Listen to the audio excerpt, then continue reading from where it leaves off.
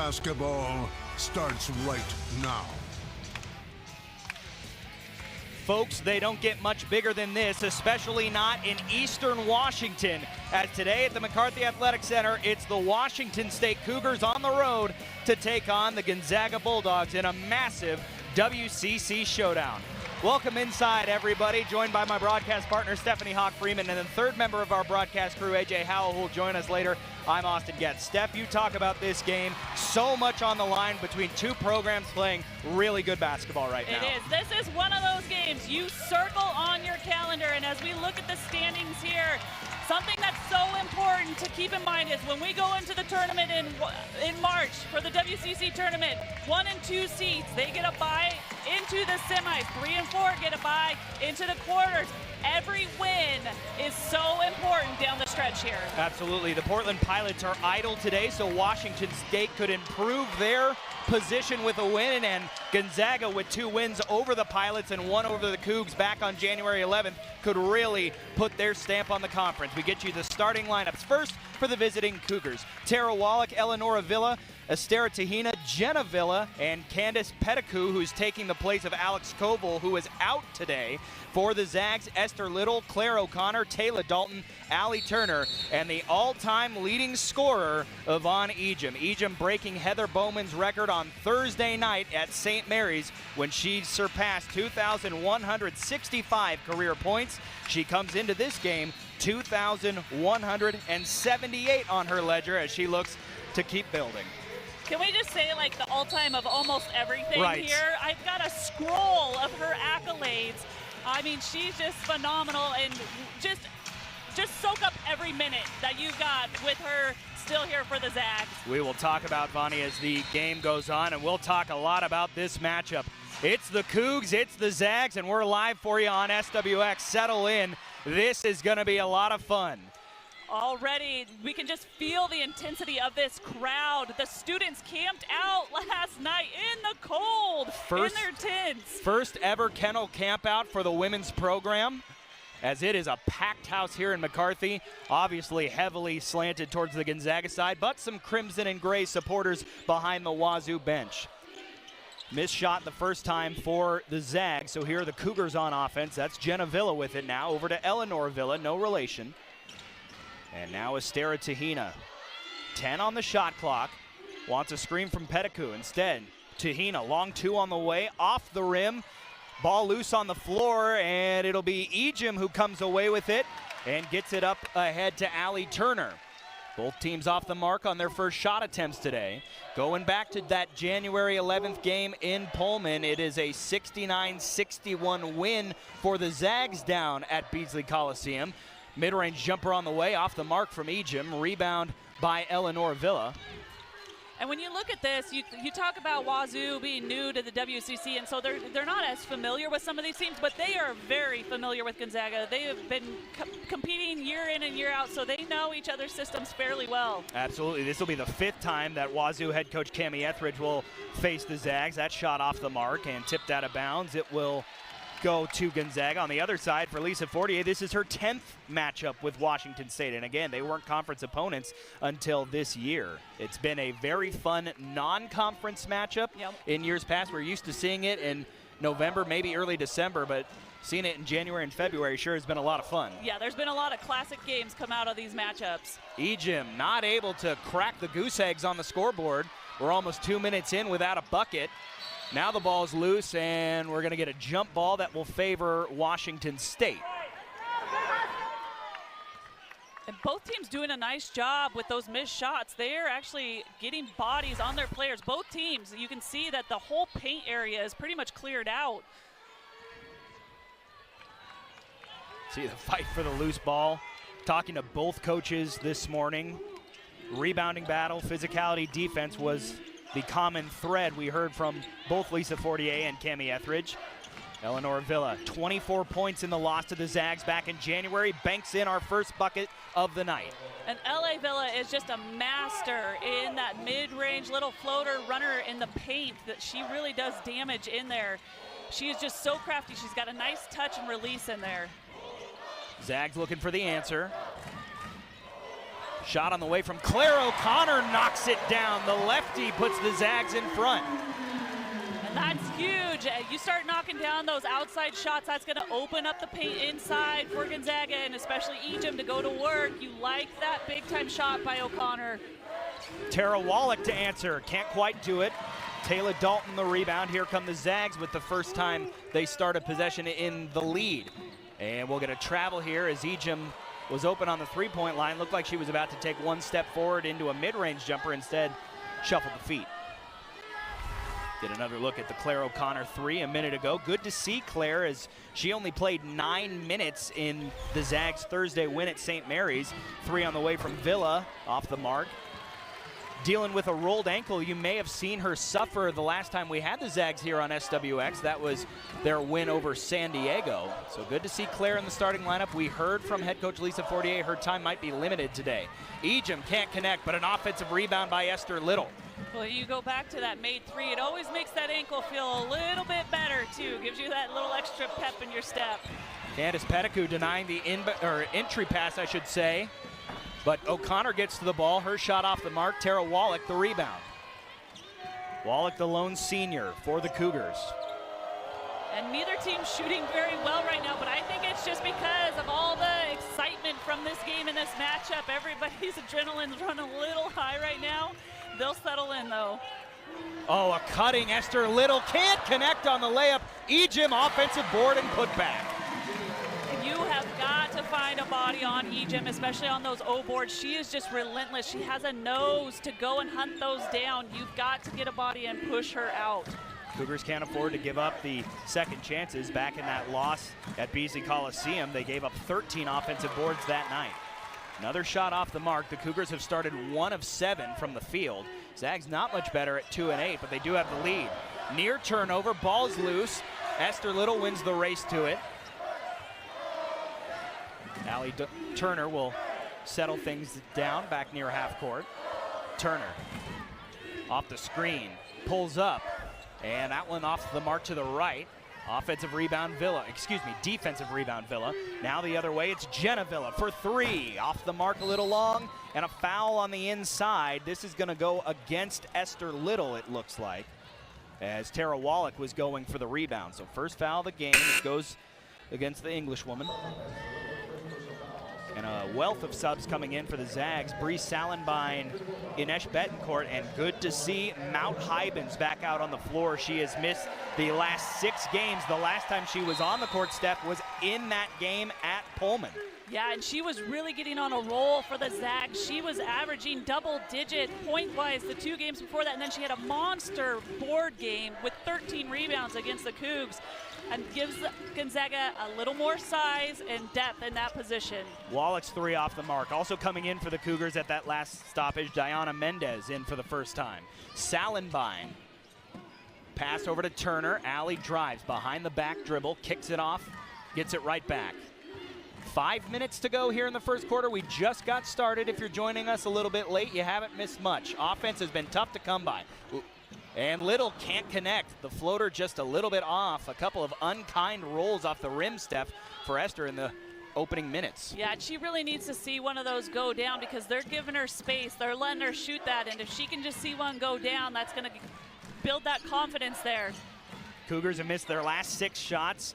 Villa trying to snap that streak, can't do it. Zags in transition. Salenbine over to Betancourt. Inesh, mid-range jumper is good. And I've got to give credit. Great shot by Inesh, but great job by Mount down low. She kept her defender pinned in that post-up, which gave Inesh space for that jumper. Now a 7-0 run for the Zags as they've held the Cougars scoreless for nearly 4 minutes. Tara Wallach, reverse layup, good. Right when they need a bucket, they go to their leader. You're absolutely right, and we've seen her do that time and time again this season. When the Cougs need a bucket, she can get it done in various ways. I like the way that she went down low and made a strong move. She's guarding Esther Little right now. We expect her to guard Yvonne Ejim at times tonight. There's a block there by Wallach, her 49th of the season, as she takes over the lead in the WCC from her teammate Alex Colville. Inside, Jenna Villa not able to hang on to the basketball. Betancourt with great hands to poke it free. Now drops it off. Salenbine lines up a triple, knocks it down. That'll get the Zag fans on their feet as Bree Salenbine connects from distance. Yeah, the energy in this building right now is off the charts. This is so incredible. What a great atmosphere for these two teams to play in. Mendez drives, goes up. Diana Mendez not able to hit it that time. Cougars now 2 of 12 from the field. Salenbine drives, layup is good. What a great series for Salenbine. Coming off the bench to get that production, that extra spark, really getting going. You gotta love this, especially just knowing her story with all the injuries. Absolutely. Charlotte Abraham took that last shot for the Cougars. Salenbine, he checked a little bit off the mark. Offensive board by Hybens, out of bounds, and it'll be Cougar basketball. But it is a 12-2 run for the Gonzaga Bulldogs. They are out to an early lead here at the McCarthy Athletic Center. Plenty more to go here. Glad you're joining us on SWX, a massive showdown in the WCC.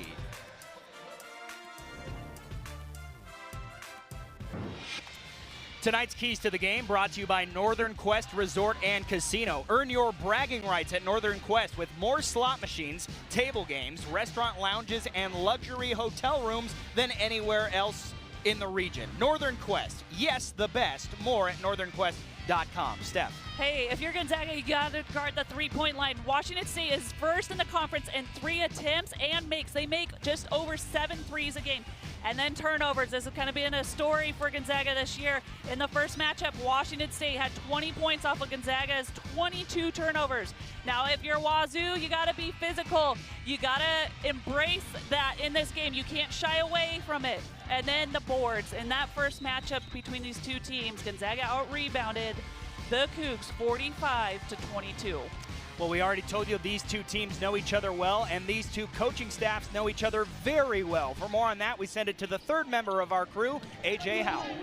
Hey, Austin, you said it. Head coach Lisa Fortier and head coach Cammie Etheridge actually sharing an All-American vote for approximately the last 4 years, and the staffs know each other just as well, if not even better. Assistant coach for the Zags, Stacy Kleinsmith, and assistant coach for the Cougs, Laurie Kane, have been on the same Hoop Fest team for about 3 years. You've probably seen them win a couple of times.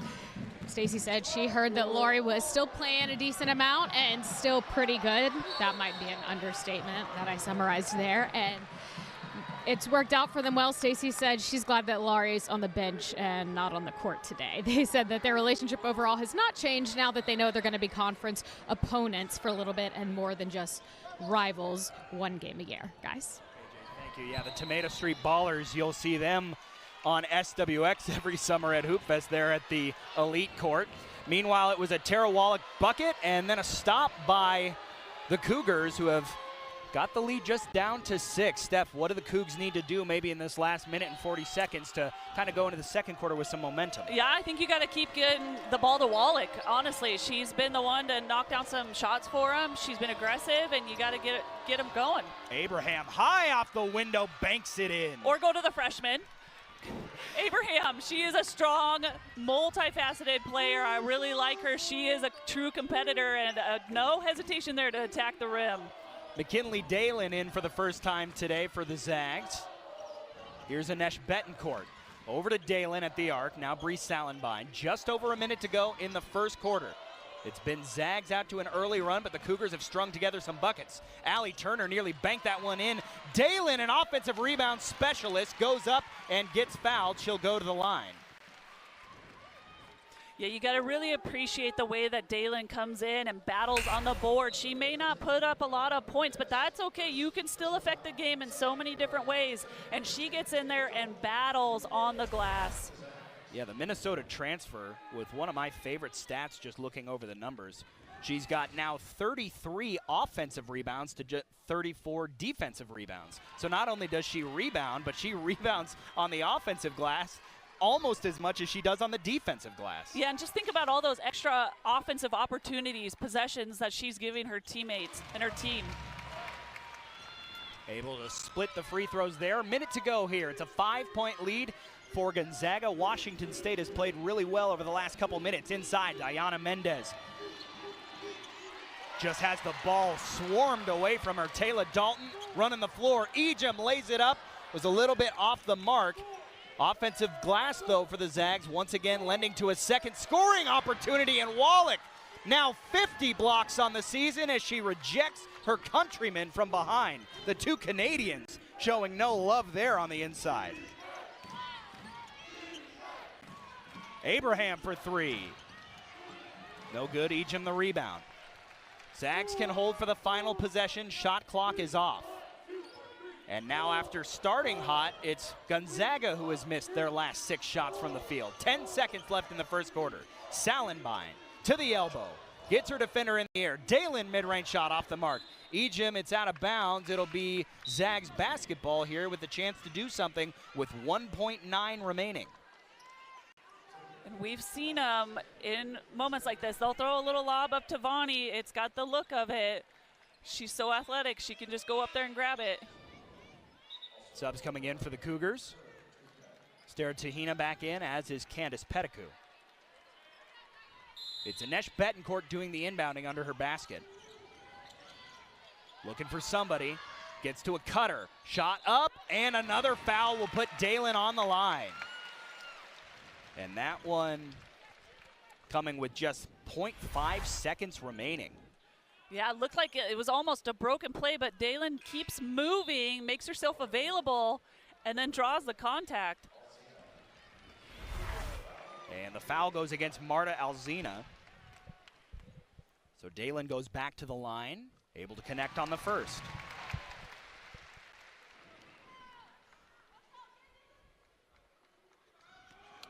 Zags led by as many as 8 in this quarter. And that one puts them up 7.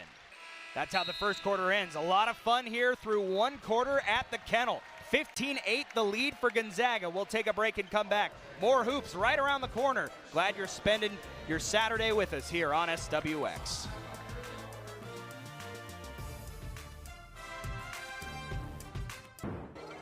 Ejim, and gets it to go this time. She's 1 for 2 off the bench.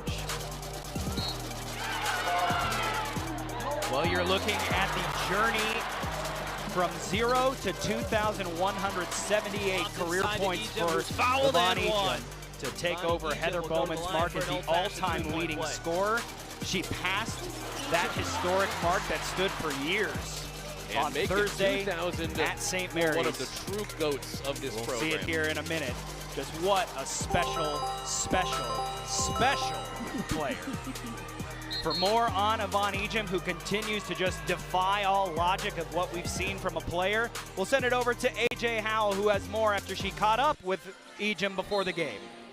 That's right. I asked her how it felt, where her mind was at after finally breaking that record. She said it was exciting in the moment. She feels very blessed, but it happened on a Thursday. She's got a game on Saturday, so it's on to the next thing, not necessarily the next record. I had to clarify with her there, and she said she's focused on whatever's next for the team. She said as far as where everything kind of stacks up, if any of the records mean more than others to her, she said she thinks that the rebounding one is nice because it shows consistency. Quite the mindset there. Guys? AJ, thank you. Charlotte Abraham off the mark there. Well, Steph, Yvonne can focus on the game, but we in the media, we always like to focus on the next record, something to watch. She comes into this game now after her 2 points in the first quarter, 192 from passing Courtney Vandersloot's single season scoring record of 712 points. So we'll see how that materializes down the stretch. Meanwhile, looking at the stat book in between quarters, Steph, something really jumped out at you. Yeah, when I looked at it at the break, Gonzaga was winning the boards 19-9. It's changed since then by a few, but it's incredible because Gonzaga has 7 offensive rebounds. Like, this is something that happened in the first matchup, and you know, I don't know if we touched on it just yet, but Washington State had a whole week to prepare for Gonzaga. It's flipped from the first matchup. The first matchup, Gonzaga had the bye, and they were able to focus. So Washington State had time to focus on this, but they've got to tighten that up. They can't give all these extra opportunities to Gonzaga. Marta Alzina picks up a foul there. they note of how much of a force she is on defense, Steph, and you saw it there. She was guarding Allie Turner all the way out at half court. Now gets, the body part on the ball that time. That'll be a kick ball violation, but you just see she's just a disruptor. Yeah. Alcina, she is a defensive specialist as a freshman. She just moves differently. She's great with her body, getting in front, and that's what she comes in for. Man, freshman on freshman right there was a good matchup. Meanwhile, just 7 seconds remaining on the shot clock now for the Zags. Inside, it's Ejim, and she'll draw the foul on Candace Pettigrew, her first. Trying to deny Ejim the pass on the inside that time. First personal foul for her. Floated up to Mount Hybens. Now here's Turner. Allie Turner off a screen, drives the middle. Turner blocked by Marta. Wow. Boy, is she providing a spark off the bench here. And she really does. Marta listed at 5'11". Allie Turner just 5'8". And like I said, Alcina does a really nice job of moving her feet and always, for the most part, being in position. She doesn't get out of position very much. She's always centered up with the person that she's guarding. Well, we talked about the blocks. We saw a couple from Tara Wallach. The Cougars block more shots than anybody in the WCC. Mount Hybens puts it up. That one's off the mark. But it's not just the WCC ranks that they are leading. They're third in the nation for blocks per game at 4.3. And like you said, it doesn't just come from Colville, who's 6'6". They've got Wallach, they've got Pettigrew. Everybody gets in on the block party. Estera Tahina off the mark as the frigid shooting start continues for the Cougs. They're now 4 of 18 from the field. The benefit is that they've kept the Zags to 5 of 25 and then just turned them over for the 4th time this game. So the defenses have won so far here in Spokane. Claire O'Connor is going to pick up a foul here. Just a 7-point lead for Gonzaga. And I wonder if this slow, I don't want to call it poor offensive game, but really defensive dominated game so far, if that favors the Cougars or the Zags. Oh, we will see. I guess we will. We will see. I think you're just seeing two teams that know each other really well. They know the personnel really well, and they've scouted each other very well so far. Tahina floater off the mark. Ejim the rebound, her 6th already in the game. And she talked about that rebound record with AJ. Remember, the last time we had the Zags here on SWX and that win over San Diego, she became the first player in WCC history to record 2,000 points and 1,000 rebounds. A mark that will be awfully tough for anybody to match, let alone surpass, as she continues to add on in both those categories. Yeah, and I think you just need to touch on the fact that she trusted the process, right? When we first saw her, we saw her very little her freshman year, but then she just kept working her way up. She stuck with it. And this is just a player that we've been able to watch grow up in the program and develop more and more. And then on the flip side, you could also say that for Wallach as well. She's up there in the top of the record books for them. And these are two players that, again, have stuck with the program, earned their way, and have really developed and expanded their games. Absolutely. Tara with 124 career games in a Cougar uniform. This is bizarre. 95 consecutive games for the Cougars. She has not only played, she has started. She has not missed a game. So, I mean, they always say your best ability is availability, yes. And she shows that. What a tremendous player she has been for Washington State. Been a while since we've had a bucket. Allie Turner trying to fix that, and she does with a free throw line jumper. Zags now their biggest lead of the game at 9. And Allie Turner, you just got to love what she's doing for the Zags. Second leading scorer for them, but then she also sets up her teammates, averaging just under 4 assists a game. I mean, she comes in as a freshman and was asked to do a lot, and she has really performed. And they get Pettigrew with a moving screen, an offensive foul, another turnover. Now her 2nd. We'll see if Cammie Etheridge goes to the bench. Right now she's leaving the redshirt freshman out there. I'm interested because we talked about it, Steph, how much Tara Wallach guarded Yvonne Ejim in the first matchup. We really haven't seen them guarding each other too much now, and now they get Ejim for the moving screen offensive foul. Yeah, just throwing different looks. I think so. Yeah, that's another piece. Let's go back to all those records for Yvonne. This season is incredible. Like, she makes it easy, but she is getting everybody's best look defensively. I mean, she's getting everything thrown at her, and she's seen it all. And that's what you're getting from the Cougs tonight is they don't want her to get too comfortable and set in with just one player guarding her, so they're going to give her different looks. First foul on Ejim. Wallach drives, and Bree Salenbine comes up with a block. Zags on the move. Taylor Dalton gives it back. Salenbine. Now Esther Little trying to get it to Turner, able to, despite tight defense from Ella Villa. And a kick ball here, it'll stay with the Zags.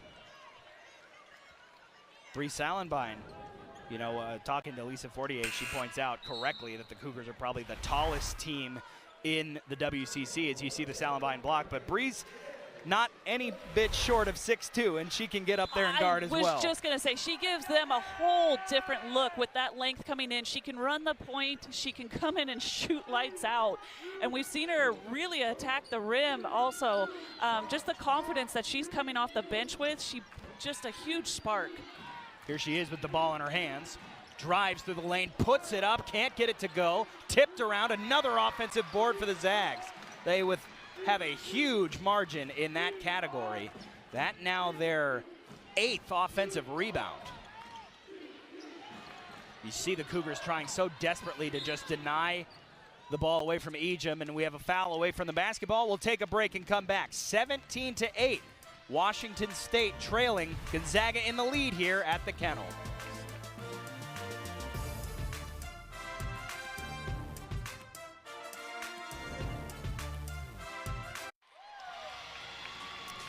Tonight's smiles of the game are brought to you by Delta Dental. As you see the fans here at the McCarthy Athletic Center, capacity crowd that dated back to last night with the Kennel Campout. And a lot of happy folks here, maybe not as happy in the crimson and gray right now, but still a lot of ball game to play. We're on a mission to help make Washington State 100% cavity-free. To learn more, visit cavityfreewa.com to see how we are making a difference in our community. Brought to you by Delta Dental of Washington, proud supporters of Healthy Smiles and your Gonzaga Bulldogs. A sellout crowd officially announced here at the Kennel as we're back here with just under 5 minutes to go in the first half. Austin Getz, Stephanie Hawk-Freeman, AJ Howell joining you as it is a 17-8 lead for the Zags. And that's what we've seen a lot of tonight. Shots off the mark. The Zags now 6 of 29 from the field, while the Cougars are just 4 of 20. Yeah, definitely not the prettiest of shooting nights for both of these teams. They're relatively pretty good shooters.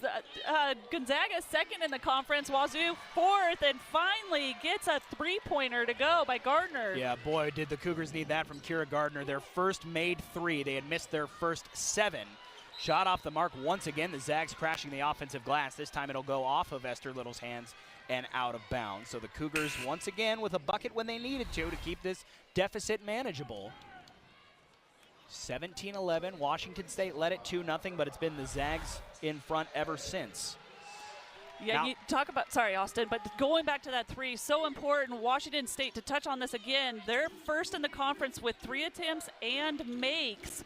This is something that can really get them going, and Kira Gardner is one that will come off the bench and look for her shot. She can be a little spark plug as well. Absolutely off the mark that time from the junior from Raymond, Washington. Key bench player. She's appeared in all but 3 of the Cougars' games this season, averages just under 8 minutes per contest. See Mount Hybens back out there, snapping a streak of 6 games she missed since that last game against Washington State. Don't know how long we will see her tonight. Her time on the court will probably be a bit limited as she tries to get her legs back. And here we have another kickball violation, which will keep the ball with the Zags.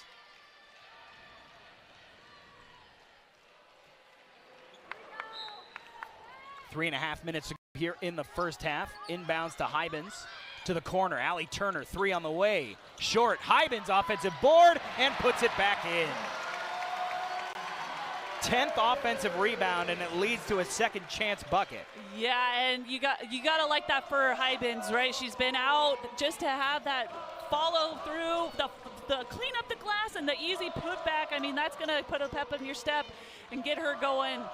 back into the rhythm. Tara Wallach, a lot of contact, no foul, wasn't able to connect on the turnaround jumper. Corner, Betancourt, and she was on the out of bounds line, so will come the other way. Hasn't been the cleanest of first half. That's now the 6th turnover on the Zags. Cougars with 5 in that department. Yeah, and just going back to your point, you mentioned Gonzaga has 10 offensive rebounds. Washington State doesn't have a single offensive rebound yet. I mean, that is just a huge discrepancy, and they're going to have to look to tighten up Gonzaga and look to get themselves on the O boards. Partially blocked there by Hybens. Cougars were able to track it down, so still their possession. 10 seconds left on the shot clock here. Wallach guarded by Salenbein, and they'll get Tara for dropping the shoulder, and that will be a turnover for the Cougars and the first foul on Wallach.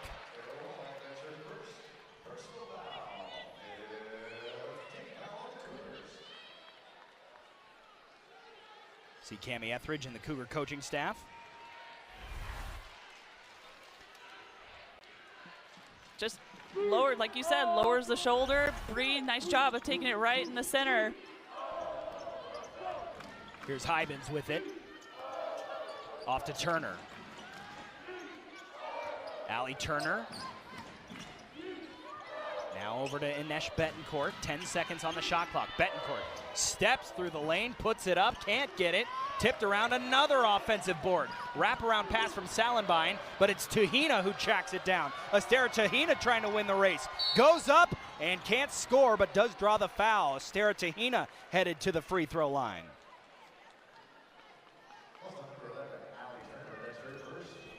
First foul on Allie Turner as the Cougars are out and running in transition, and it'll put Tahina on the line. And I think if you're Washington State, you absolutely want to get AT going. She's one of your few veteran leaders as a junior out there. I think she needs to assert herself a little bit more and look to put up some points and some production. Was good on the first and good on the second. That's the first trip to the line for the Cougars in this game. And AT goes 2 for 2. Under 2 minutes to go in the first half. Zags have led most of the way. The Cougars keeping within arm's reach, though.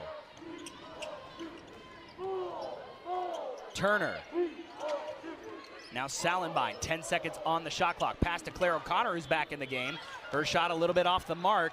Tracked down in the corner by Diana Mendez, and the Cougars come away with it with another stop. Cougars holding the Zags to a brutal field percentage, but the difference in this game, Steph, has just been the O boards. Wallach, big three. Got it! Boy, both teams are just fighting for every shot that they get. It's been so difficult to find a rhythm and get things flowing offensively. Big shot by Wallach. Back to a one-possession game. Minute to go in the first half. Turner looked like she was thinking about the answer for a second. Goes inside to Hybens. Loses the ball on the way up, tipped around. Cougars can tie with a three. Instead, moving in transition. Ella Villa to tie. Buries it! 19 all here in Spokane. And great vision by AT. The defense picked up, I believe it was Mendez running the floor, and nobody picked up the shooter on the offside. AT with the vision. Here's Turner. Now to Mount Hybens, 15 on the shot clock. Inesh Betancourt in the corner. Betancourt lines up the three to answer. She got it! After a tough first half for both these teams shooting, they're shooting the lights out right now. Yeah. Shot clock is off. 10 seconds remaining in the first half. Zags have poked their neck back out in front. Here's Tahina. 5 seconds remaining. Tara Wallach driving, hops through the lane, goes up and gets fouled. And it'll put Tara Wallach on the line with 2.5 seconds remaining. With the foul going against Allie Turner, her second.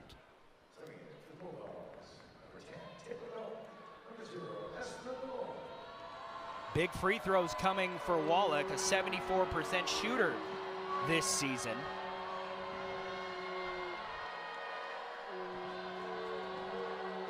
Kennel crowd trying to rattle her just before the half here.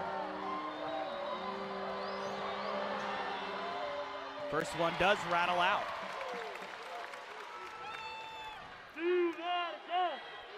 Cougars trailed by as many as 9 here in the first half, trying to trim the deficit once again to just a couple points. And she does. 2.5 seconds, Zags can do something. Here's Anesh Betancourt from half court. Not good if it went. It was off the mark anyways, and that is how the first half ends. 22-20 the score at the break. It's Gonzaga out in front here.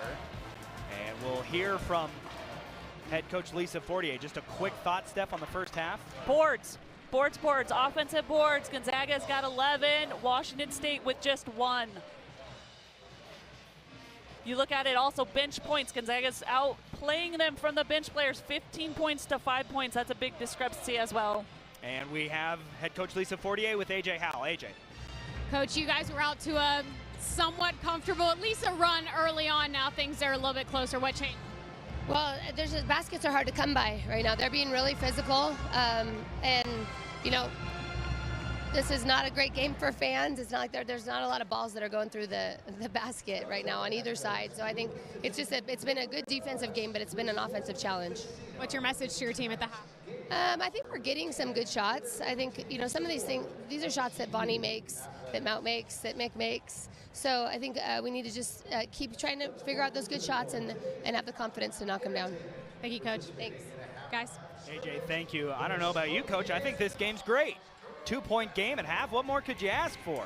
It is, but she's right. It's definitely a defensive game. It's not a lot of scoring excitement, but defensively, it is a matchup. We will hear from head coach Cammie Etheridge when the second half starts. For now, though, we'll take a break and come back. Your halftime coverage coming up. A 22-20 advantage for the Gonzaga Bulldogs at home. We'll have more coming up here on SWX.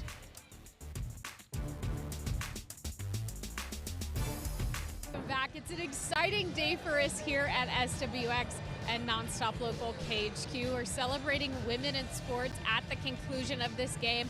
I think you'll see some potential future Zags here behind me. There's a lot of women in our community that are doing a lot in the world of sports that's inspiring, and we wanted to take the time to highlight that. Here's one of those stories.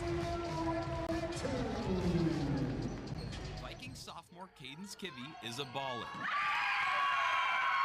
And she does it all with just one arm. I mean, I don't know what it could ever be like playing with 2 arms, but I know that it's obviously a little bit difficult. I mean, I feel like I still fit in pretty well and understand how to do things the same as everyone else does, which is good, but not much of a change, I'd say. Cadence was born with it, so it's nothing new to her. And if you came to the Palouse gym to watch her play, her lockdown defense and a shining personality is what you'd find. It's tough playing offense on her because she's always there and like coming at the ball and you're like, oh no. She just kind of brings like a little happy environment to us. Like when she goes out on the court, you can tell. It's like her defense just brings us all up because she hustles, she talks, like she lets us know where she is. Defense is definitely her strong suit, but she's also like one of the funniest girls we have on our team. So she definitely brings like a light to our team that we need. It's a mental game as well as it is a physical game, and I love our girls. They always hype me up, and I love them. Her kind spirit isn't just limited to Garfield Palouse. It follows her throughout all the other small communities she plays in. I think the inspirations when we go to other towns, there's a lot of people that always come up and ask about her, and she's willing to, you know, if someone's in the same situation, she'll talk to them. But yeah, as far as our team, you know, you wouldn't even notice. I mean, the girls treat her, she's just another one. I mean, they'll fire passes at her and she's got to catch them just like everyone else. The thing I love most about her is like her mindset about it. She's not self-conscious about it or anything. She embraces it. She jokes about it. She lets us, our close friends, we joke about it with her. And she knows that she can do anything that anybody else can do. So you have to be confident in what you're doing, and you have to know that if you tell yourself you can't, then you won't. And you have to just keep telling yourself that if I try, then you have to get better and work harder. Cadence is only a sophomore, but her goal is simple: make it back to the Spokane Arena. Personally, for me, I hope that we make it all the way to state and even place in state. I know our team is really good this year, and I know we will make it far. Once you get there, you know, whatever happens, you know, but getting to the Spokane Arena and the state tournament is definitely probably the ultimate goal. In Garpal, I'm Noah Schmick, SWX. Welcome back here to the kennel. Halftime of this massive WCC showdown. It is the Gonzaga Bulldogs leading 22-20 over the visiting Washington State Cougars. Stephanie Hawk, Freeman, Austin Getz. Steph, just some general thoughts on that first half. Like Coach said, not a lot to take away on the scoreboard, but that doesn't mean the game hasn't had interesting play throughout. Yeah, it's been a very exciting defensive game. We've seen block shots, we've seen some good boards, but Gonzaga is dominating on the boards, 29-18. 11-1 offensive rebounds, and that leads to Gonzaga having 7 second chance points to Washington State's 0. Another thing that I look at is the bench points. Is Gonzaga's got 15 points compared to Gonzaga's just 5. I mean, you look at Maud coming in and Bree and Dalen. They've done a really nice job. I got to give credit to the Cougars. It was not looking good when they were on the wrong end of that run and couldn't buy a bucket, but they did a really good job to fight back, even tying the game, I should say, and now just trailing by 1 possession. Well, I think the storyline here is they've held Yvonne Ejim to 2 points. She does have 7 rebounds, but she's shooting 1 for 10. I mean, they've made it very difficult for her. Take a break and come back. We'll have the third quarter of this matchup here in Spokane coming up.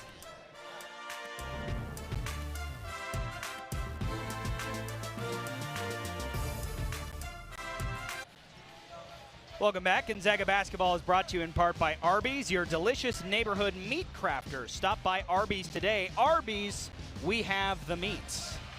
Getting ready for the second half to start here at the kennel. We are moments away from hearing from head coach Cami Etheridge of the Washington State Cougars. They trail 22-20 behind the Gonzaga Bulldogs here after the first half of play.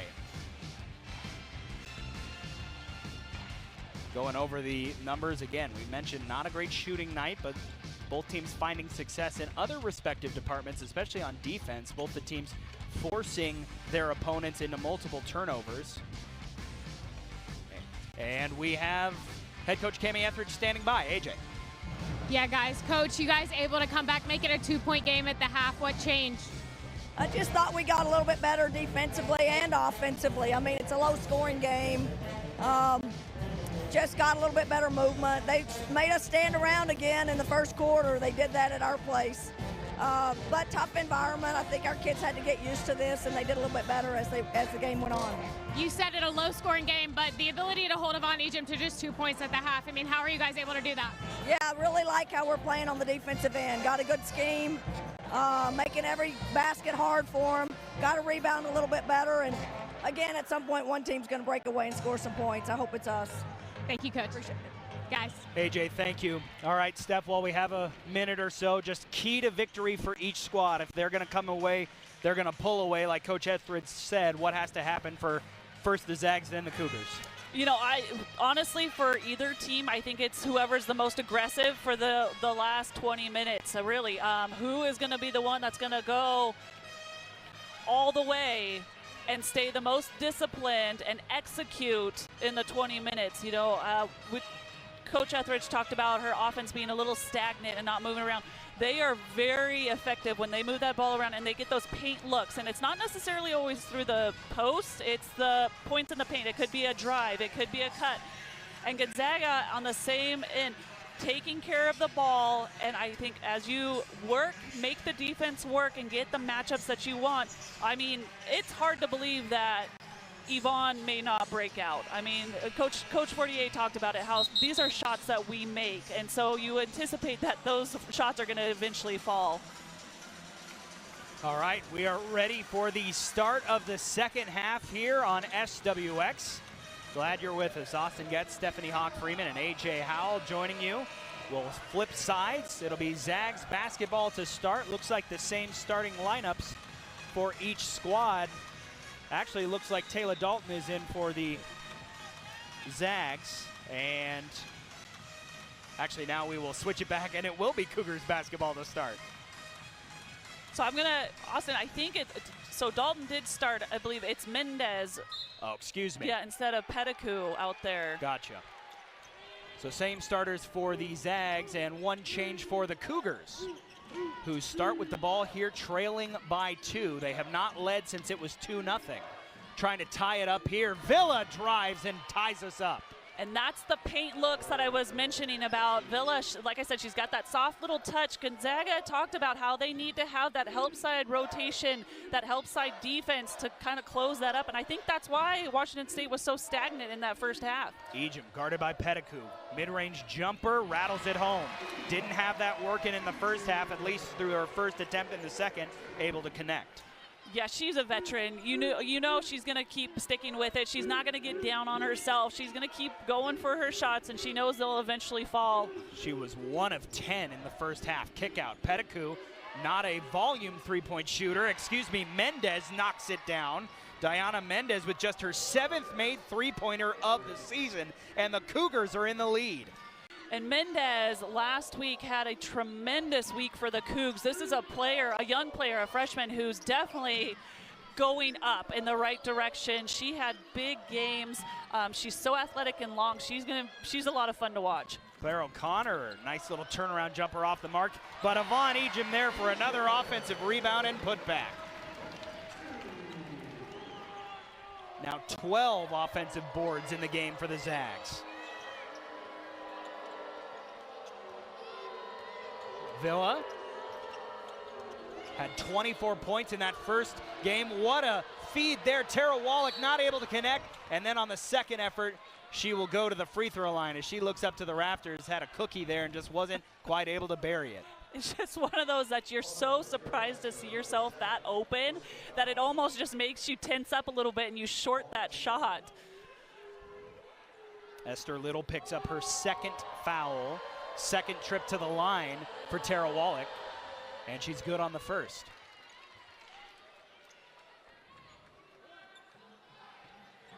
Cougs went 3 of 4 from the charity stripe in the first half.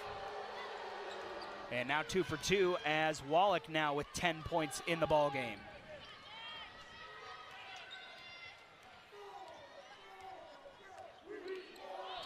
Zaga trailing by 1. Here's Yvonne Ejim. Guarded by Mendez. Trying to get it to Turner. She's able to. Jenna Villa there on defense. Gets her defender around and now poked away. And nice hands there by Mendez to make a play without fouling. It'll stay with the Zags with 11 seconds on the shot clock. Yeah, great quick hands by Mendez. I thought Turner actually had the little look there with the step through. Floated up. Little. Turner in the corner. 5 on the shot clock. Turner, pull up 3, off the mark, out of bounds, Cougar basketball. And I don't know if you saw it, Austin, but the shoe went flying across the court. Mendez lost her shoe in the process. I saw something skidding across the floor, and what was that? Yeah, she's back and adequately equipped with 2 shoes. Cougars now with the lead. It felt like it was such a struggle for them in the first half, but really never let the game get too much out of hand. And you remember that little run they made, just a few consecutive buckets in the second half. Got them within a couple possessions and now leading by 1, trying to build on it. Villa goes up and she'll go to the line as she drops the foul on Taylor Dalton. And Gonzaga switching up a little different defensive look there with the 1-2-2, trying to disrupt the offensive flow by the Cougs. Villa, an 80% free throw shooter, revisiting her game against the Zags in Pullman. She had 24 points. She was 9 of 19 from the field and also checked in with 4 rebounds and 3 assists that January day down on the Palouse. And Villa, one of those guards that came in as a freshman and appeared in 36 games. So you say, oh, she's a sophomore, but she is a very veteran player for the Cougs as well. She gets it done, and she's so steady. She's one that kind of sneaks up on me. She always produces, but it's always fairly quiet. Here's Yvonne Ejim with the ball over to Allie Turner, another outstanding young guard. Ejim back to Turner. Battle on the inside. Now here's Esther Little, tries to float it over the top, poked away. It'll stay with the Zags, but you see the game plan. They are essentially selling out on denying Ejim that post-entry pass. 7 on the shot clock for the Zags, who've got to get it in. And 5-second violation and a turnover. Meanwhile, Jenna Villa hit the floor. She's all right. And the Cougars have really tightened the screws on defense, Steph. Yeah, this is a physical game. This is you better be ready to go in and take some contact, and you're going to get a lot of contact on a shot, a post-up, driving, and you've got to be ready to take that and absorb it. It was your key to the game, be physical. Yeah. Minute gone here in the third quarter. It's the Washington State Cougars who have come out to a 28-26 lead here on SWX. Estera Tahina. And again, that 1-2-2 defense by Gonzaga. Cross-court pass, floater off the mark. Here come the Zags in transition. This is Taylor Dalton. Dalton, reverse layup, blocked by Wallach. And now a scrum underneath the basketball off the Cougars. It'll stay with the Zags. Wallach just being the rim protector right underneath that basket. Yeah, again, the length of Wallach, she's so long, second in the conference at just under 2 blocks a game. But then if you look at that, who's following up? Ejim right behind there to get those extra opportunities for her team. Oh, nice cut off the inbound, and Bree Salenbein is able to connect on the inbounds pass. Bree now with 7 points. I'm telling you, you got to just love what Bree is bringing for the Zags. She's coming off, and the confidence that she's playing with, she is just instant offense. Tahina open on the arc, buries it. Cougars back out in front after the Zags tied it. Salenbein. Zags work it around the arc. Turner guarded by Tahina. Now Hybens at the elbow. Pass to the corner. Dalton for 3. Couldn't get the shooter's roll. Offensive rebound, a second chance by Hybens was off the mark as the Zags continue to gobble up offensive boards. That time doesn't lead to any points. Genevilla for 3. Connects! Really struggled in that first half to hit a 3. What did they have? 1 at the half? They now have, am I reading this right? 6 threes? Austin? Something like that. Allie Turner, the pull-up, can't connect. Ball loose again. This one's out of bounds. It'll stay with Gonzaga as Yvonne Ejim now up to 9 rebounds. Here you get another look at the Genevilla 3, her first points of the game. And you're right, Steph, at the half, Cougars had actually ended up getting 3 as Taylor Dalton draws the foul and will go to the line. So they've hit 3 in each half now.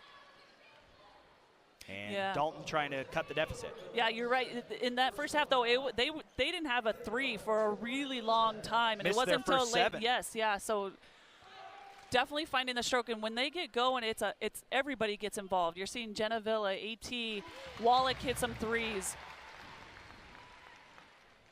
Cougars' biggest lead of the game was 6. It's now down to 5 with one more free throw waiting for the St. Mary's transfer, Taylor Dalton. And just talking about Dalton, we haven't really touched on her here today, but I really enjoy watching her play as well. She brings it for the Zags. She's intense. She is excited. She does all the little things. She gets in there and battles. See, the Zags came out there with a little bit of a press, Steph, and it bothered the Cougars enough into a turnover. Dalton. Pass off the back of Mount Hybens, and that'll go out of bounds.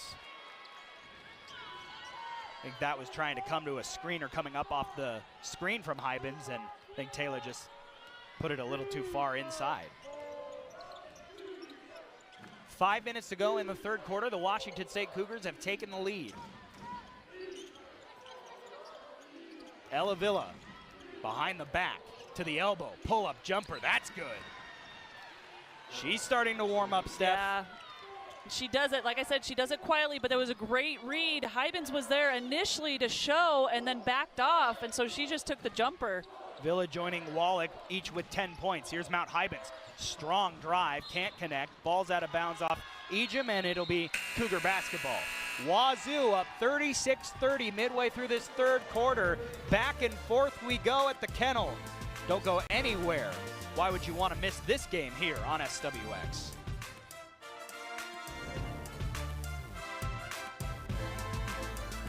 Coming schedule brought to you by Idaho Central Credit Union.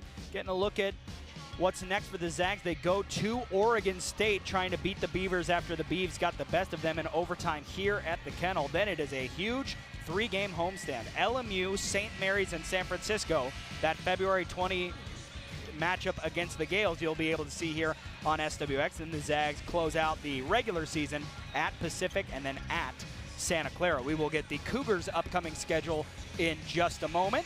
Here it is, actually, right about now. Cougs next up, home at LMU, then a huge ball game at Portland a week from today as the Cougars trying to chase down the Zags and Portland in the standings. Back home for San Francisco and St. Mary's, and then at Pepperdine. And obviously, depending on how this game ends up, all those games will have interesting play in the standings. Back here at the Kennel, Austin Getz, Stephanie Hawk-Freeman, AJ Howell joining you. Steph, we've seen the Zags dial up the pressure in these last few possessions. We saw a little bit of a press, and now we see them really just trying to get the Cougs off their rhythm. Yeah, I think you're right. They went into this little 1-2-2 zone defense as well. Oh, my. Wow, oh. Tara Wallach got the ball back after it was knocked loose and didn't even see the basket when she threw it up. I was going to say, did she even see the rim on that? That's Tara not Wallach. even a shot you try during horse. 8-point lead for the Cougars, their biggest of the game. Bree Salenbine off the mark. Yvonne Ejim chases down another offensive board. Now we'll try and drive, kick it out. Taylor Dalton at the free throw line. And back to Anesh Betancourt. Just huge. Yvonne Ejim just going to work. It's so difficult to get in there and battle for those boards, and she just sticks with them. Kick ball there on Tara Wallach. That'll reset the shot clock to 20. It was down to 5. But you see the Cougars willing to give the time up, just trying to deny any of those inside passes.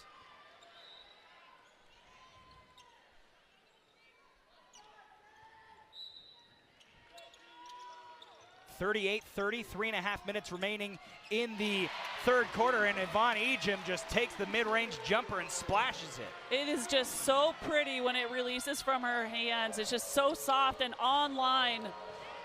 Been a tough day shooting for her, but she's now up to 4 of 14. Great rebound, Anesh Betancourt, as the Zags come down the floor in transition. Diana Mendez was down behind the play, able to get back up to her feet. Esther Little on the inside is able to kiss it off window and in. I definitely think this press has, like you said, disrupted the flow of the Cougs. They were in a rhythm. They've knocked down some threes. They were feeling pretty good. They've got to settle down and work the ball around. Collision on the inside, no call, no foul either way. It's just going to be out of bounds and remain with the Cougs as Jenna Villa and Yvonne Ejim really came together. Subs in for both teams. Ejim goes back to the bench. Not in foul trouble. We've seen her rest maybe more than we've seen her in games past when it's been a tight ball game, but obviously trying to keep her legs for the fourth quarter. Ella Villa, pull-up shot off the mark. Mount Hybens a rebound there on the inside. 2.5 minutes to go. Zags down 4. Salenbine to Esther Little. Betancourt. 15 on the shot clock. Now Taylor Dalton. 10. Salenbine, mid-range jumper, no good. Rebound on the inside for a moment. Now it's a tie-up, and it'll be Zags ball on the jump ball. Stara Tahina there came down with the board, but then just was collapsed in on. And they'll put 20 on the shot clock for the Zags with just over 2 minutes remaining in the third. Zags got to get it in. They already have a 5-second violation earlier in this quarter. Able to get it in that time just before the whistle. Salenbine behind her back. Anesh Betancourt to Cutting Little. Lays it in. Esther Little with another big basket. And that's just a great screen by Little. She was set. Oh, Estera Tahina through contact and one. Boy, talk about back-to-back great plays. Setting up Esther Little with her left hand there on the left side for the layup, and then AT coming right back. I mean, you've got to get back on transition, and she just recognized that Hybens was on her. She had the advantage with the quickness. And she paid for it too. Yeah. Wow. Tahina now up to 7 points with one more coming at the free throw line here. Cougars have hit 5 of their last 7 shots from the field. Despite such a tough start, they have brought their shooting percentage in the game up to 38%. They've hit 14 of 37. Zags sitting at 27%. They've attempted 51 shots in this game. And we're not even to the fourth quarter. Back to a 5-point lead. Salenbine blocked by Wallach. And Tara looks like she's hobbling. Inesh Betancourt can't hit it, and Tara Wallach is motionless on the baseline, and the Cougs are going to have to stop play here. Meanwhile, it's a layup for the Zags. Tara Wallach is underneath the basket, hurt. I'm hoping a cramp. You don't want to see a player go out. Maybe some cramps in her leg. She's looking like she's walking all right now. You'll get a look after the block. Watch how Wallach comes down. You can see she didn't want to put weight on that left leg. I think it just locked up on her. Yeah. Meanwhile, it was Bree Salenbine able to connect on the basket, which brings her up now to 9 points, a new season high. And it's back to a 3-point game. Charlotte Abraham in the ball game. Had the ball there. Drive, Ella Villa, kick out to Jenna. Jab step, just over a minute to go here in the third quarter. Cougars still in front by 3. Tahina, Wallach, Ella Villa, 3 ball. Off the front of the iron, Mount Hybens chases it down. But then a steal by Tahina, and she'll slow things down. Cougars forcing another turnover. Shot clock still on with about a 20-second difference. Tahina to the corner. Abraham, lefty for 3.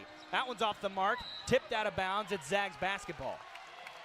With 33 seconds remaining in the third, they could tie with a 3. And we talked about the importance of this game and getting the win. Every shot feels so big right now. You can just feel it. Every time a player puts up the ball, it's almost like everybody holds their breath in here. 3 seconds different shot clock and game clock. That's Allie Turner with the ball in her hands. Here's Salenbine. Over to Yvonne Ejim back in the game. 10 on the shot clock now. Inesh Betancourt knocks it down. Her foot was on the line. It's just a 2. 5 seconds remaining. Here come the Cougars. Tahina, deep 3. Off the mark, and we head to the fourth quarter in a 1-point ball game. 41-40. The Cougars come back and take the lead in the third. We have the fourth quarter to find a winner. Don't go anywhere. We're back at the Kennel next.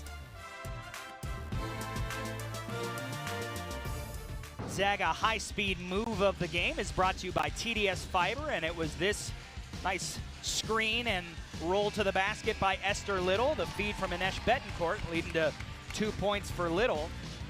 That is your TDS Fiber move of the game. Just like your Zags on the court, TDS Fiber Internet is lightning fast. Give your own home team more speed. Score better internet today at tdsfiber.com.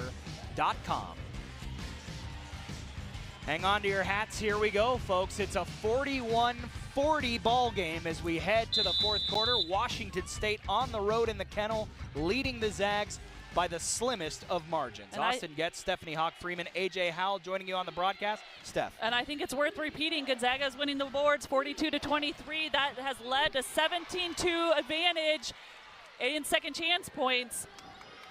Charlotte Abraham, though, starting off the quarter with a 3-pointer, the 7th make from behind the arc for the Cougs in this game. Which was going to be my second point, is that the Cougs have 3 more threes. They had 3 threes in that third quarter. Gonzaga did not, and then they just come out hitting another one. Cougs outscored the Zags 21-18 in that third quarter to take a 2-point halftime deficit into a lead. Turner for 3.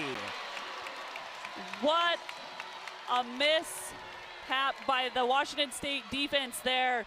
Allie Turner, one of the best three-point shooters in the nation. She has won Freshman of the Week 6 times. Oh my goodness. Jenna Villa as we go back and forth. Let's finish Turner's thought here. 6-time Freshman of the Week. Man, Coach Fortier said this game wasn't fun for fans at halftime. Obviously, the scoring is picked up, but we were having a ball. Oh, Yvonne Ejim on the inside lays it in off a beautiful feed over the top. And it is a 2-point game once again. Charlotte Abraham through the middle. The freshman goes up and rattles it home. These teams are just one punch after another. One team makes a big play, and then the other team comes right back. Turner, elbow, good. Nobody will miss right now.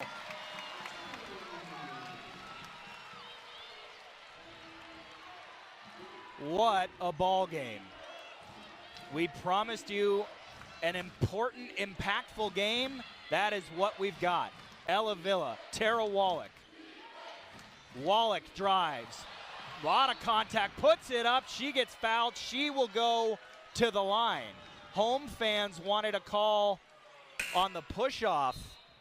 Instead, it's a foul on Claire O'Connor, but the problem is Tara is yet to get up, as that leg continues to bother her.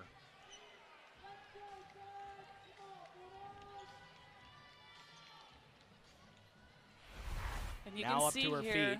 she is just strong. I mean, that's just her being, she is just a bigger bodied player and strong. And she has shown that on those drives, she can absorb a lot of that contact. She's out there playing hurt and has played 32 minutes tonight. Gutsy effort from the senior, who can't connect on the first free throw there. Talking to her about that first game in Pullman where she guarded Yvonne Ejim, a fellow Canadian who she looks up to, who represented Canada at the Olympics, and talked about how it was the most tired she's ever been. She's going to go to the bench and see if maybe they can And I think get this it figured time out. it's the other leg. On the first one, I think her left leg kind of cramped up on her, and I think this time it's her right leg where she's got it wrapped up. She's got a smile, at least for now. She always smiling. We'll keep an eye on her. She's able to split the free throws, puts the lead back out to 3. Claire O'Connor now out to Bree Sallenbein. Sallenbein has had her best game of the season so far at 9 points. 15 seconds on the shot clock. Into the corner. Claire O'Connor to tie. Knocks it down! Woo! 50-50 as the kennel comes to their feet with 7.5 minutes remaining. Estera Tahina in trouble in the corner, gets out of it. Abraham for 3. Oh, she can't miss! I'm telling you, one punch after another. O'Connor hits a huge 3, and then Abraham right back. Wow. Can we get a 7-game series out of these two teams? My goodness. Here's Ejim. And a foul away from the basketball. That'll go against the Cougars. So it'll stay with the Zags. That was on Eleanor Villa. That's her 3rd. I think it was, at least. Inbounds pass to Little at the free throw line. Into the corner. Turner open for 3. Bang! You cannot lose her. You cannot lose Allie Turner. Timeout taken by the Cougars. We'll take one too. All of a sudden, they're singeing the nets off the rims here at the kennel. Neither team can miss. Allie Turner ties up the ball game.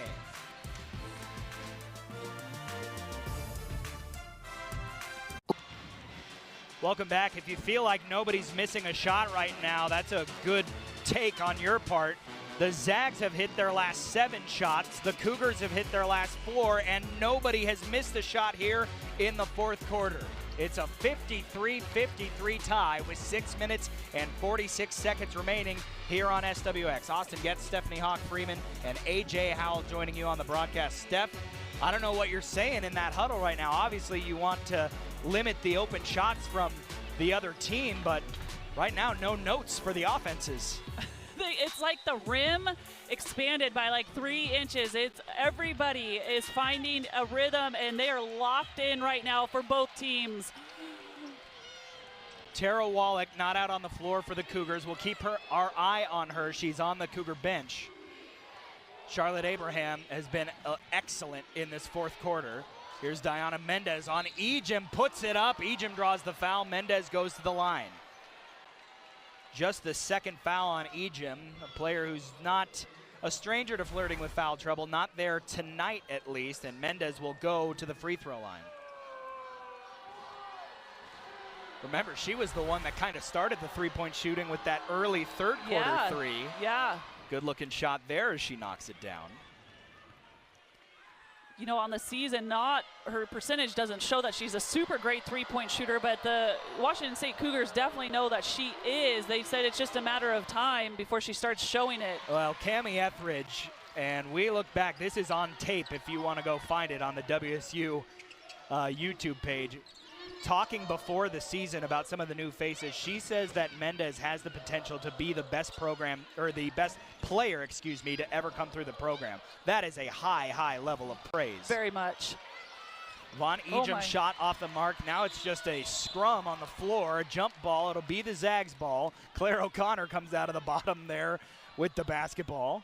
But that's what it's going to come down to in this game. Who is diving on the floor for these extra opportunities? Who is taking care of the ball?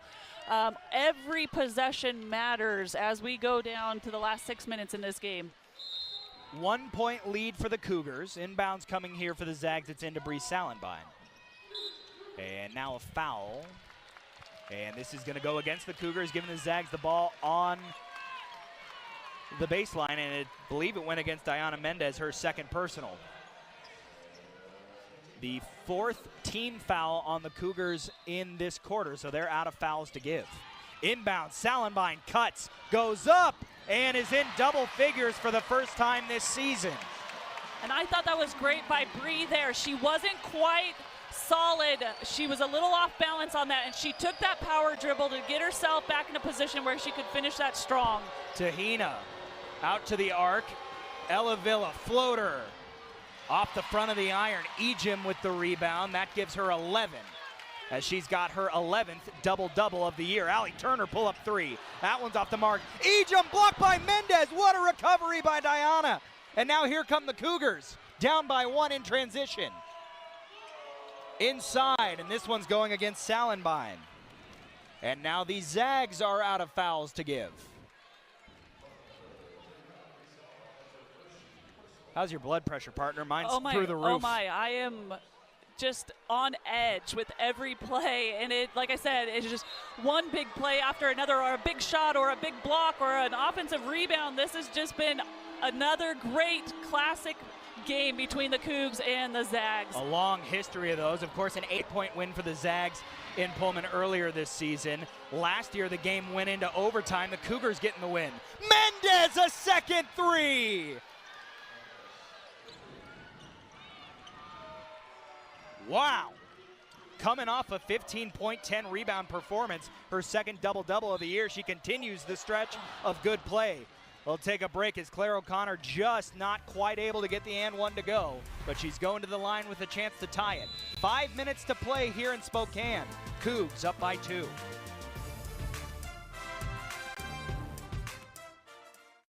Tune in to Nonstop Local KHQ later on tonight as the Gonzaga Bulldog men hit the road to battle the Pacific Tigers in a big WCC matchup. Tip-off set for 5 p.m. It's Gonzaga Bulldog basketball live tonight only on Nonstop Local KHQ, your home for local sports. That'll be a fun one to watch a little bit later, but first we got to find a winner here As with 4 minutes and 53 seconds remaining, it is the Washington State Cougars leading 57-55 over the Gonzaga Bulldogs. Austin Getz, Stephanie Hawk-Freeman, and A.J. Howell joining you. And Steph, you just put it out, or pointed it out, I should say, as Claire O'Connor hits her first free throw. That Tara Wallach back out there on the floor for the Cougs, playing a bit hurt. Yeah, you like that she's out there, but you worry. I mean, you still worry, but you're hoping that the legs are all good and she can finish out this game. Big pair of free throws there by Claire O'Connor, ties up the ball game. And Claire's had she had a big baseline shot there for a three, and then she goes in strong to get those 2 fouls at the free throw line. Stifling defense by the Zags leads to a turnover. Bree Salenbein slows things up, now over to Turner. Zags have been back and forth all game, led by 9 early, then trailed, and now have fought back to tie it once again. Taylor Dalton, 10 on the shot clock. Here's Salenbein. Hands things off Allie Turner. 7 on the shot clock. Turner trying to create an own look. Salenbein wide open. Connects from 3. Bree Salenbein, what a game for her. 14.6 of 11, shooting 2 threes. I love, again, the confidence that she's playing with. She sets the pick and roll, but she's a three-point shooter, so she just spots up. Tara Wallach fighting for the offensive rebound after she can't connect on the shot. Ball's out of bounds. They'll say Cougar basketball on the baseline. And the fans are letting the referees hear it. Whistle as Yvonne Ejim checks back in. It's Cougar basketball with a baseline inbound coming up. Cougs got to get it in. They do to Wallach at the logo. Zags by 3. Wallach to Ella Villa. Eleanor Villa drives, goes up around Hybins, can't get it, and ball tipped away. Ejim gobbles up the rebound. In the corner, Salenbein off the mark. The Kennel was about to blow the roof off this place if she knocked that one down. Yeah, you're absolutely right, Austin. Cougs still have plenty of time in this game. Here's Esther Tahina, mid-range, off the back iron, and Hybins the rebound. Here's Allie Turner. 3 minutes to go, Zags by 3. Taylor Dalton. Now in the corner, it's Turner. Turner gets it in. Ejim up around Wallach and in. And how many times have we seen Yvonne Ejim take over the games in these late, close games and come up huge?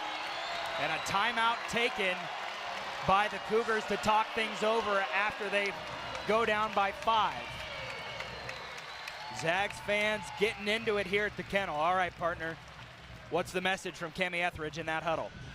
There's still plenty of time, but they've got to execute. They've got to run through their offense, and they've got to be patient. They still have to look to attack, but I think here in the last few possessions, a little rushed. But again, just settle in and look for the advantages that they have. If they can create a mismatch inside, we've seen where they'll post up Wallach. They've got excellent three-point shooters as well, but they just need to stay composed and get a good look. Zags are on a 7-0 run. The Cougars have been scoreless for now 2.5 minutes. And the Kennel is on their feet. And Lau inside. Mendez goes up, can't connect. And Ejim, another rebound, give her 14. Zags trying to extend this run and put this game away.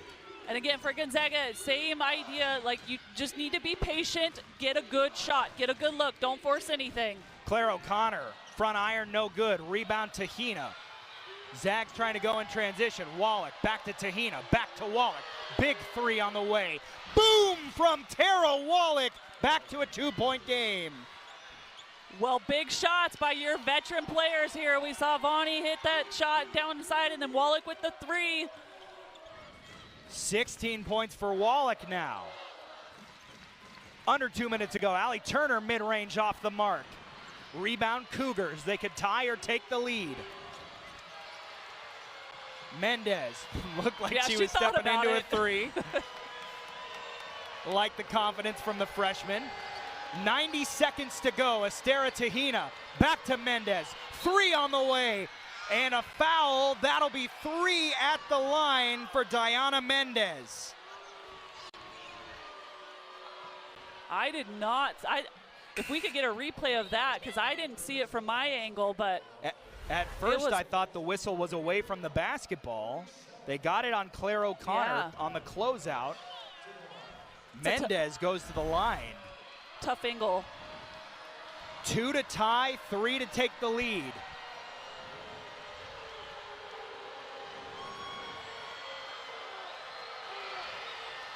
Good on the first.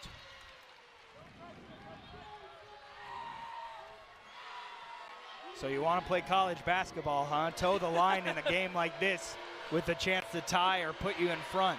This is all the practice that you put in, all those pressure drills, the end-of-game scenario drills. This is where it pays off. Came into the game a 77% shooter from the line. She's 2 of 4, make it 3 of 5, and we are tied once again.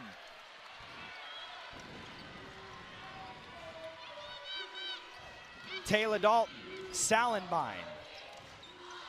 Bree Salenbine picks up her dribble. In a bit of trouble here, got to find something to go with it. Gets it off to Esther Little. Now here's Yvonne Ejim. LA Villa doing a great job denying the ball to Turner. Less than 10 on the shot clock. Ejim, 5 on the shot clock. Allie Turner. Turner with 2, with 1, puts the Zags in front. And a timeout taken. A stoppage, I should say. I believe there might have been a shot clock issue. They're going to review it to see if she got the shot off in time. Looked good to me, Steph. But if you watch that whole possession, LA Villa did not let Turner get that ball until the very last minute. And then Allie Turner, just seeing that path in the paint, goes and attacks it at the last second here. And it looks like she got it off. I believe she did. They'll take a look at it. As it stands right now, it's 64-62 Zags with just a few ticks under 1 minute remaining. It'll be Cougar basketball.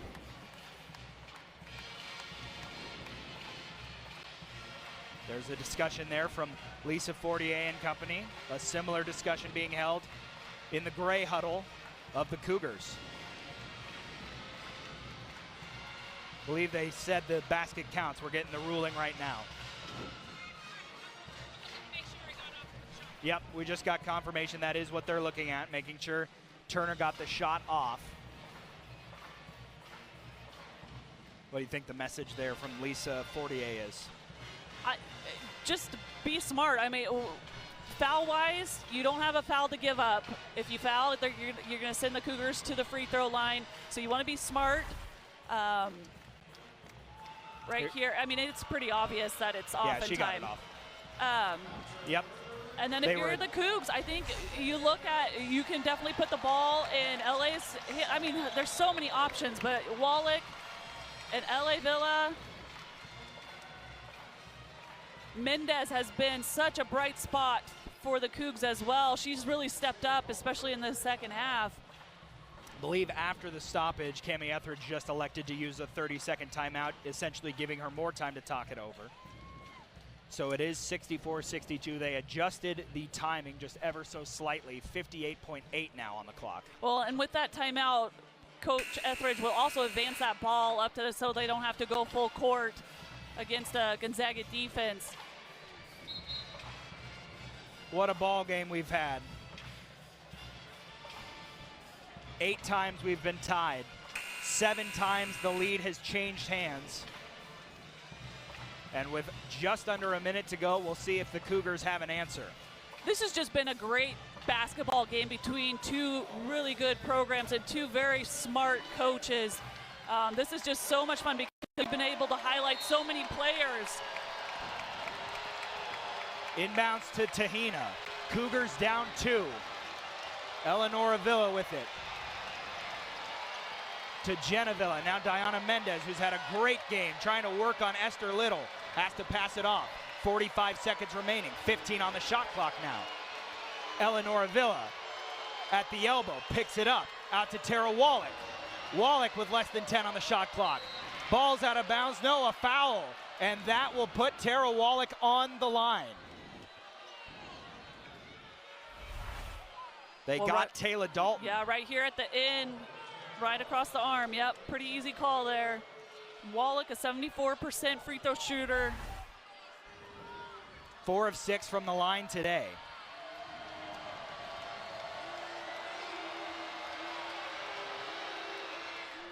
One-point game.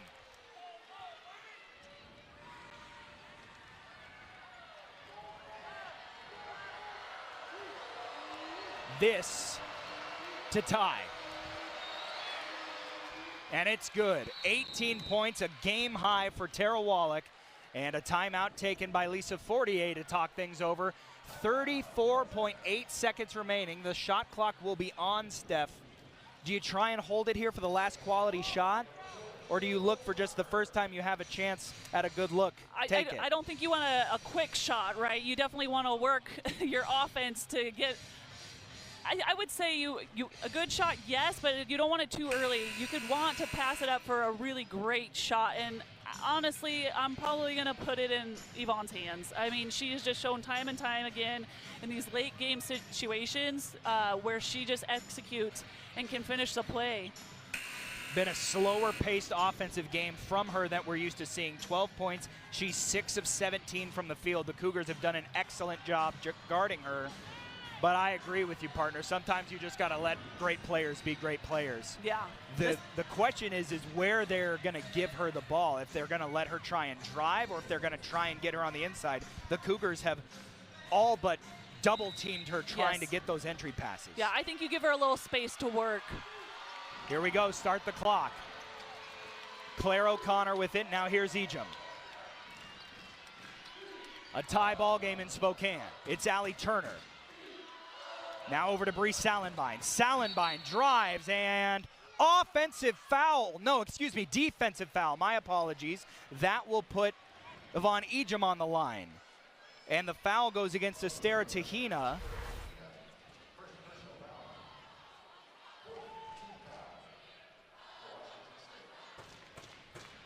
I believe we're looking at hand on the back. Yeah, so timeout taken by Lisa Fortier. Believe that was the 5th foul on Washington State. That might actually only be the 4th. If that's only the 4th, then we're not shooting free throws here. I could have swore it was 4 a second ago. But that's what I thought. I thought it was the 5th foul as well.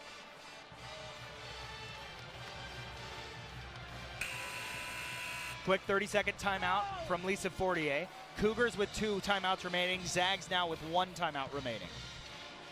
There's 20.5 on the game clock and 20 on the shot clock. So yes, this will not be a free throw situation. I thought it was. Well, now it changes. Now if you're Gonzaga, you hang on for the last second. You don't leave any time on that clock for Washington State to get the ball back and get off a shot. These 2 went to overtime last year. We've seen it before in this matchup. 20 seconds remaining. Zags to inbound. Here's Ejim. Gives thing off to Allie Turner. They're going to space it out here, I think. You've got to, again, give Yvonne space and let her go. 10 seconds remaining. Into Ejim at the elbow. 5 seconds to go. Loses the ball. Cougars get it. Still loose. 1 second left. And we are going to overtime.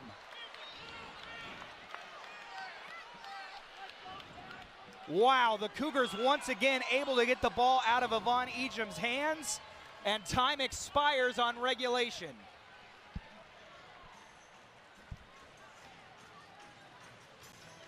Wow. Wow. Go back to how big those free throws from Tara Wallach were to tie. Yeah. Yeah.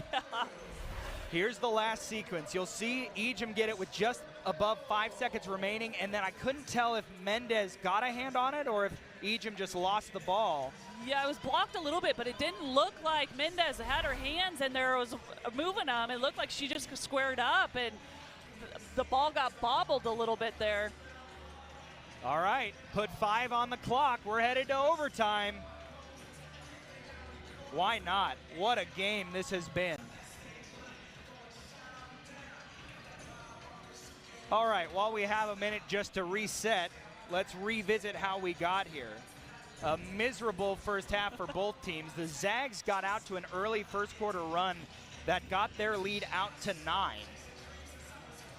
The Cougars just hung in there and hung in there and hung in there, and with a run of their own, cut the margin down to 2 going into halftime. Then the Cougars took the lead early in the third quarter. Since then, it's been anybody's ball game, back and forth. Yeah, that first half was just a defensive slugfest, to be honest, between the two teams, and nobody could really get anything going offensively that was very pretty or fluid. Like you said, Washington State hit a few shots towards the end of the first half to get going a little bit, and then in the second half, both teams have just been shooting lights out. What were they going into the fourth quarter? They both hadn't missed. There had been the last 11 shots had been made from the field going into a stretch of play in the fourth quarter. It had been 7 straight makes for the Zags and 4 for the Cougars. In fact, now that we were just handed the numbers in the fourth quarter, Washington State shot 54% from the field and the Zags shot 60%. Well, here we go. Overtime basketball at the Kennel. As these two teams at the top of the WCC standings continue to fight tooth and nail to find a winner.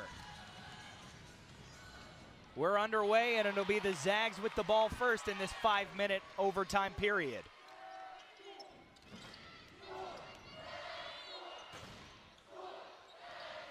Here's Ejim, now Allie Turner. Claire O'Connor has had some timely buckets in this one. Taylor Dalton over to O'Connor, lines up the 3, off the mark, rebound by Mendez, who's now got 6 to go along with 9 points. Cougars first possession in overtime. Eleanor Avila drives, goes up, off the mark, Ejim, another rebound. 15 now in the game.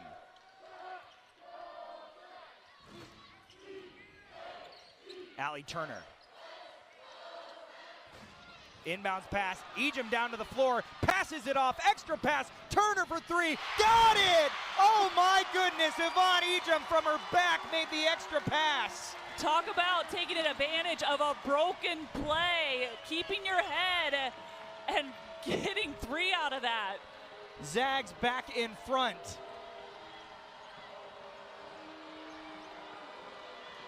Cougars looking to answer. Inside, Mendez lays it up and in. This has just been Mendez and Yvonne Ejim going against each other inside.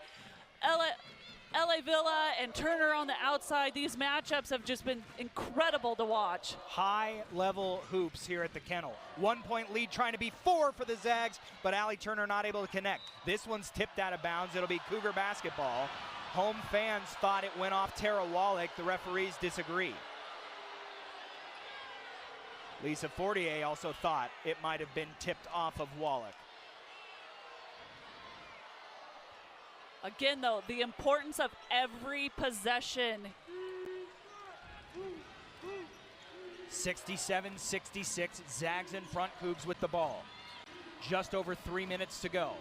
Skip pass to Wallach in front of the Cougar bench. Inside Mendez. Mendez backing down Ejim, has to pass it out. 9 on the shot clock, here's Ella Villa.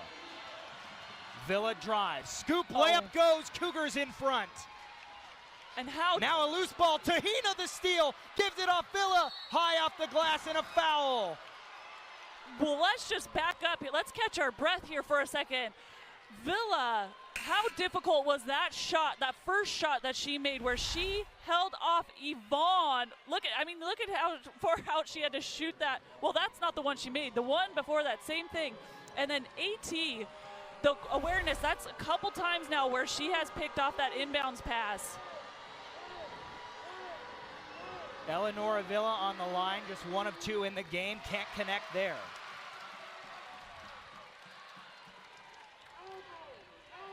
Cougars in the game, 14 of 19 from the free throw line, with some big ones towards the end of regulation.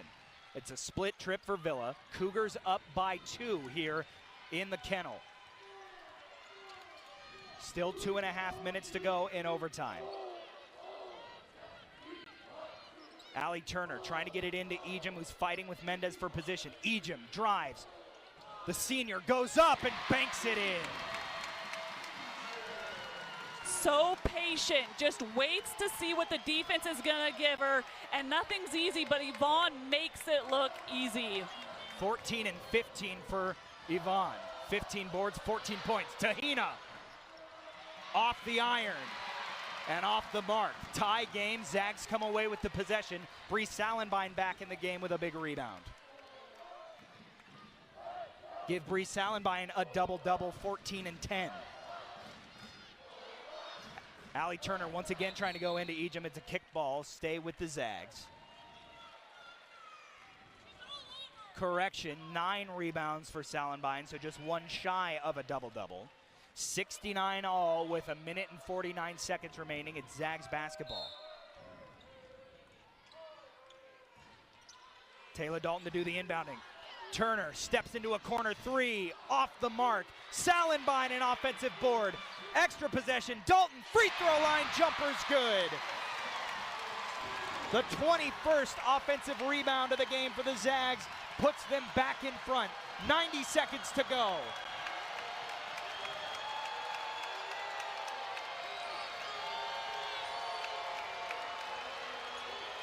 Eleanor Avila, guarded by Ejim, drives, picks up the dribble, in trouble, gets it off Wallach in the corner. 8 on the shot clock.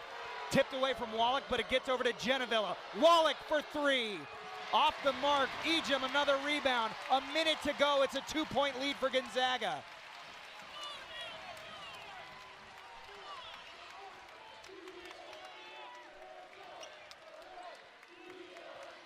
Salenbine with it. Both these teams have given everything they have. This is where you dig a little deeper. You got to find a little extra in your gas tank. Ejim up and under, off the mark, rebound by the Cougars. Still time, 36 seconds remaining. Shot clock is still on. No timeout by Wazoo. Cami Etheridge calling out the play. Eleanor Avila on the arc. Ejim the steal. Yvonne Ejim fouled and has a chance at the free throw line to maybe put this one away. All the plays she's made tonight, the biggest she made was that right there. Yeah, and you couldn't quite hear it, but Villa fouls her on the floor as she was dribbling. But yeah, just shows the ball there, and Yvonne, I mean, basically right in front of Yvonne, and she says, thank you. They're looking at something at the scorer's table. Believe it's going to be the clock of when the foul by Eleanor Villa happened. That is the 4th on the Cougar sophomore. What an effort tonight by Yvonne Ejim. 14 points, 16 rebounds, and now 1 massive steal. Ejim a good free throw shooter, but not automatic. 80% from the line. But if she splits this pair, it remains a 1-possession game. Officially 23.7 seconds put on the clock here in overtime as Yvonne Ejim goes to the line for 2.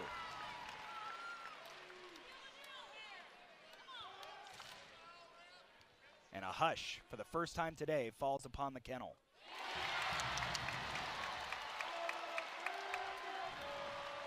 Ejim good on the first. The all-time leading scorer, 2 for 2. 16 and 16 in the game by Yvonne Ejim. And a timeout taken by Washington State. 23.7 seconds remaining. Obviously doesn't look great for the Cougars, Steph, but still some time to get down, get a quick basket. We've seen Esther Tahina take away a steal on the inbounds pass, so not out of the woods yet for either team. Oh, no, absolutely not. And I just want to back up a little bit because I wasn't quite sure I was reading that right. I had to get my glasses out to look, but those were Yvonne's first free throws in this game, and she's ice cold, ice running in Yvonne's veins, I'm telling you, and she knocked those down.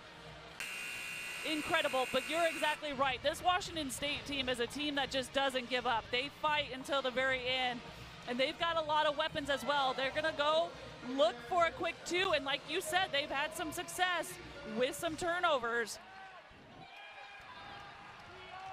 Ejim with 4 points here in the overtime period. Sideline inbounds from the Cougars right in front of their own bench. Jenna Villa does it, start the clock. Here's Esther Tahina with it. Now to Eleonora Villa, trying to set the screen. Time coming off the clock, 15 seconds. Tahina steps into a 3. Off the mark, out of bounds. Zags basketball. Unless this was tipped, they're going to say it was. A tipped, a partially blocked shot will keep the ball with the Cougars. Still a big tax they had to pay with how much time came off the clock. 9.5 seconds remaining at the moment. Once again, we are going to look at the clock. They might actually look to see if that's tipped as well. I initially didn't think it was. Okay, so they are looking to see if this was tipped by Allie Turner. Ooh. Hard to say. I couldn't really tell from there.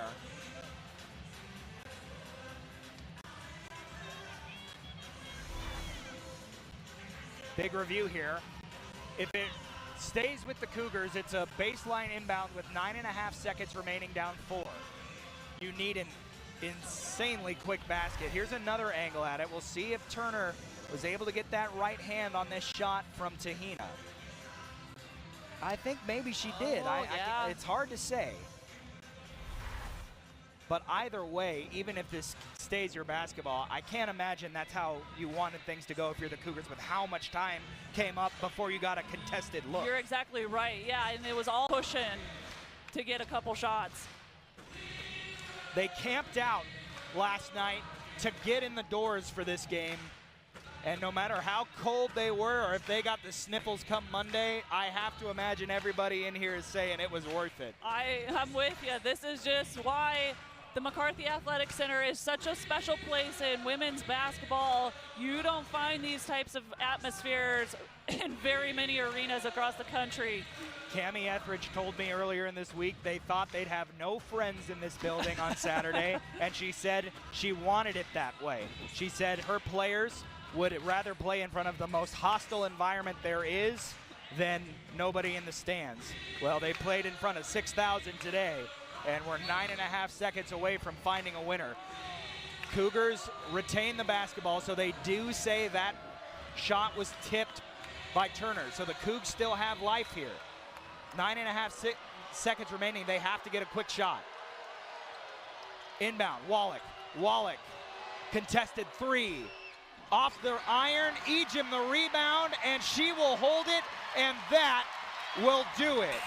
Gonzaga wins 73-69 over Washington State.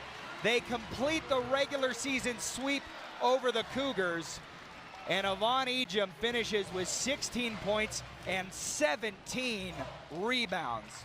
What a game. That was just a gutsy win by Gonzaga. It really was. In the first half, they had to play it out defensively. The second half, they got their offense rolling. It was a tough night. Ejim was not producing. The Cougs made it really difficult for her, but she had her teammates, and they continued to play team ball, and a lot of players stepped up today for this win. Well, the Gonzaga Hoops play of the game is brought to you by Multicare Health System, and it was plays like this that ended up getting the win for the Zags, as Ejim on her back, able to get it off to Taylor Dalton. And when she was called upon, Allie Turner did not miss. Whether you're at home or in the kennel, MultiCare's team of doctors, nurses, and specialists partner with you all season long. That our MultiCare play of the game. Steph, I'm really at a loss for words at how good that game was. It was just, I mentioned it, it was punch after big shot, or a big defensive play, a block, a stop, a steal. I mean, it had everything that you would want in a classic game for this in-state rivalry. Again, we need to get a third matchup down in Vegas between these two teams. A lot to be determined before we get down there. And we are talking with Bree Salenbine, who tied a career high with 14 huge points today. AJ. Hey guys, you're right here with Bree, player of the game. Double-double, your career high in points. Are you having fun? Yeah, it was a lot of fun today. I don't know, just going to be out here with all the fans, and we had a good crowd, so it was a lot of fun. You're no stranger to this matchup overall, but it's a little different now that they're conference opponents. Did you feel a little bit more like a rivalry game today? For sure. I think now that we get them twice, it's like who can make the changes and make the adjustments to win the next time, and I think we just capitalized on every possession, and we wanted it more today, I thought, so we did really good. Proud of us. I was about to ask, how proud of you of your team as you guys see the progression over the course of the season so far? Yeah, I mean, we got off to a rocky start, I think, and now we're really starting to find our flow, so it's super exciting. We're also proud of this group, and we're just going to keep getting better. So, congrats on the win. Appreciate it. Guys. All right, it's time to announce tonight's player of the game presented by A to Z Rental, and you just saw her, Bree Salenbine. Yeah, she did. She came off the bench for Gonzaga today and just did a tremendous job. 14 points, 6 of 12 shooting, 10 rebounds. I mean, she got it done from all areas of the court. She was in there battling, getting the boards, extra opportunities, and knocking down big shots when her team needed it. All right, no job is too big or too small. With 8 convenient locations, we rent everything. Let A to Z Rental be your most valuable player, like Bree Salenbine is tonight's most valuable player.